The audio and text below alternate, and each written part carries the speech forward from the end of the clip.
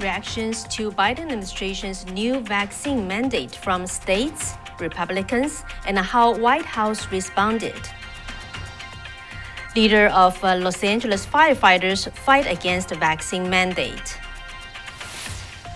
Court reinstate Florida's ban on school mask mandate. Producer price see biggest annual surge, triggering broader inflation concerns. And the feature story of today, an Afghanistan veteran from Michigan reflects on 9/11 20th anniversary, as well as the controversial withdrawal from Afghanistan.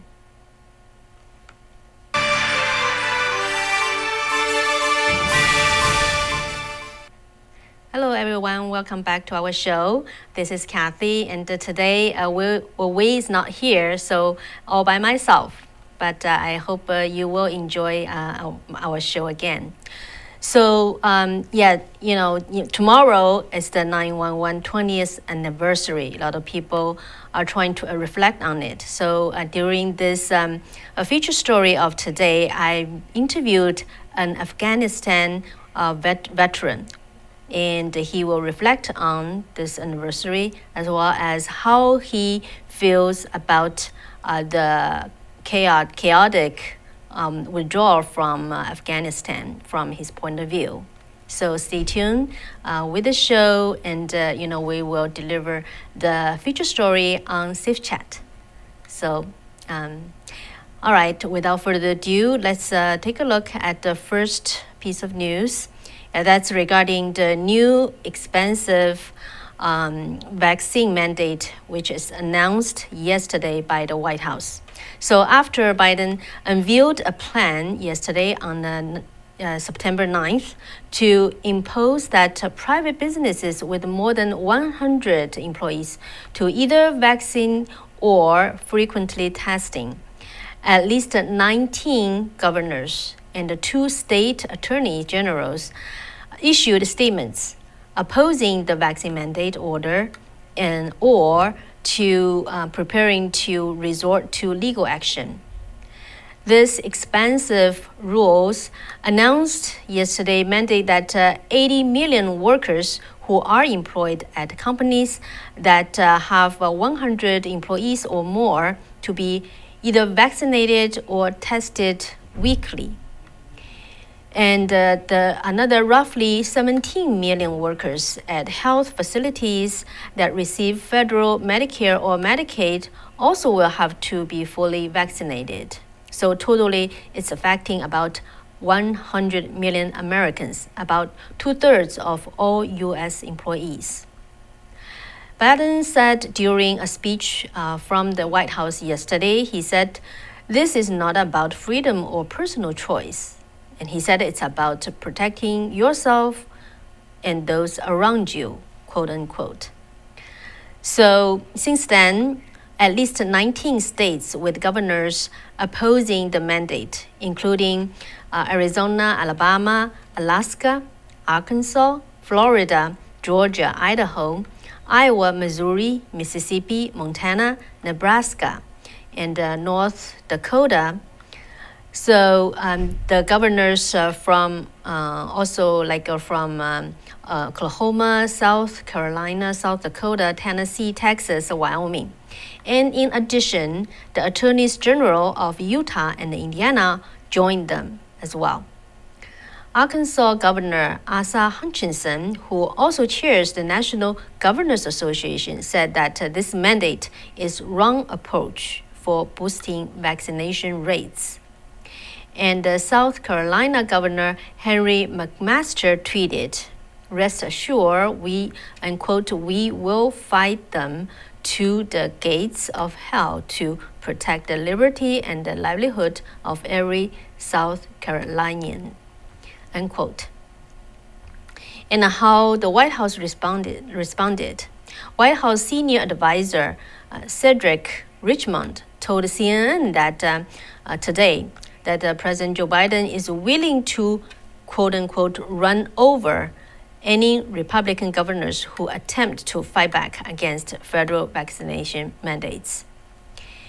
And so actually Biden's announcement from yesterday is a sharp turnaround from his position last December when he told reporters that he did not support a widespread national vaccine mandate. While the Republicans vowed to fight this new vaccine mandate and covering big companies and federal employees, but the business groups that often agree with the Republicans on issues like taxes, this time they are not joining. Republican National Committee Chairwoman Ronald McDaniel said in a statement that when this decree goes into effect, the RNC will sue the administration to protect Americans and their liberties. But the reactions from powerful business lobbying groups has been muted.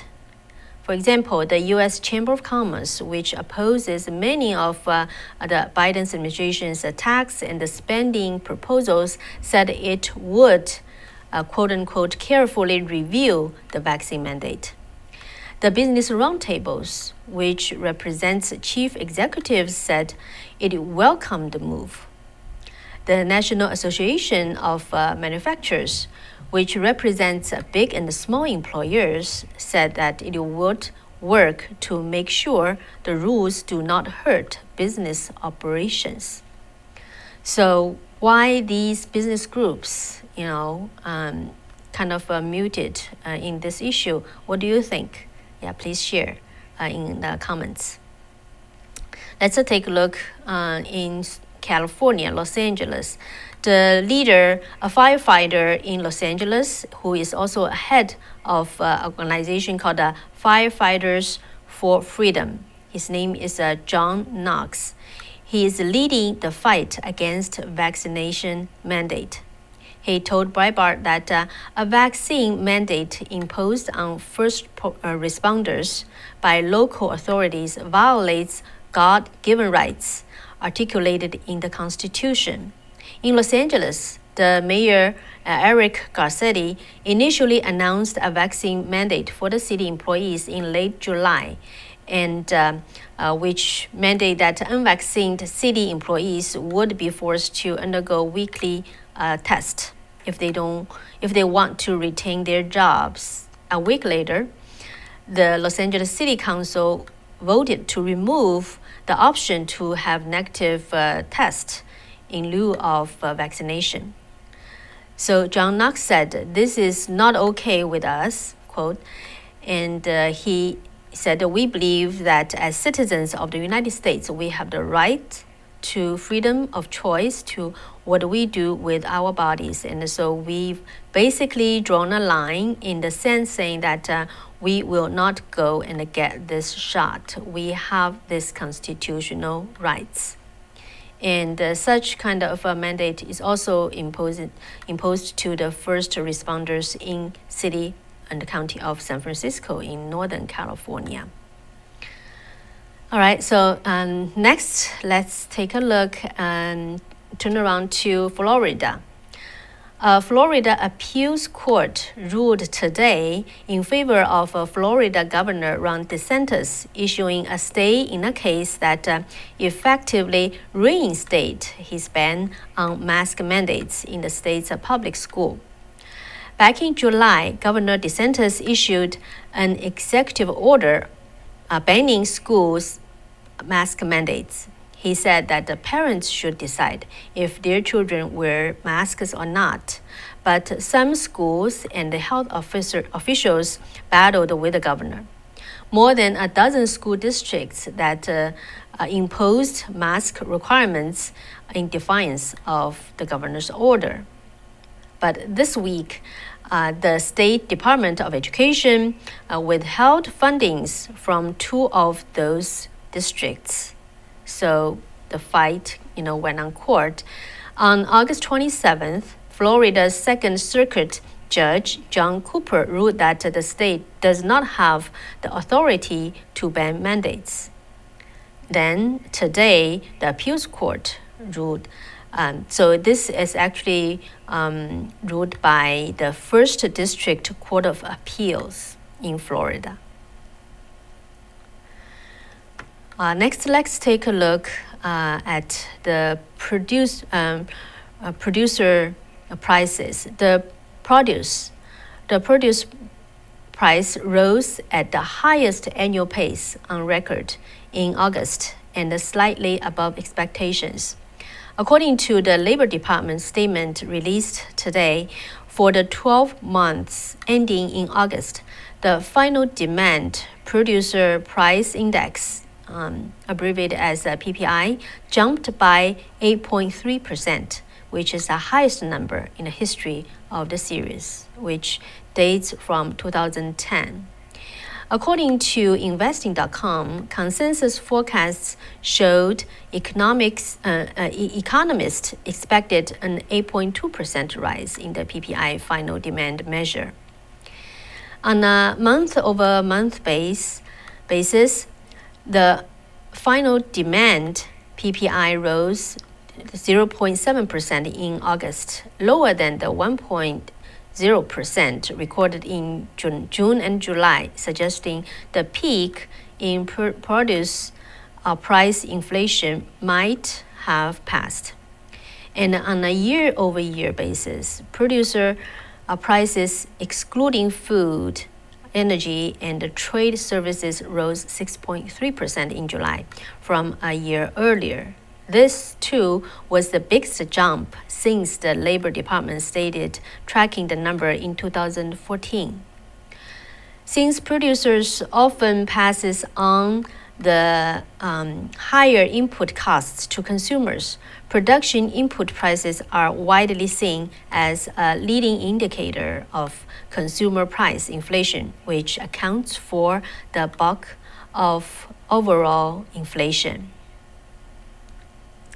All right, so that's the today's news. And so, do you have any comments on this? And so I saw quite a few comments here. And so Chris said, "Pray we won't go down like Australia and New Zealand." And yes, so. Frog, Lazar. All right, Nebraska. Thank you for standing up for individual freedoms. And all right. So now, are you prepared to move on to Safe Chat? So today, for this, for today's. Feature story, I'm going to share with you my interview with a Afghan veteran who's from Michigan. And actually, he is now the candidate for the United States House of Representatives in Michigan District 3. And so his name is Tom Norton. So so now let's just move over to Safe Chat, and I will share with you Tom's reflection on the 20th anniversary of 9/11 attack. All right, so just let's see. If you have not installed Safe Chat, it's a good time to install it. And usually you will have a better experience on the mobile versus PC. Versus computer. Okay, so Tom Norton, he's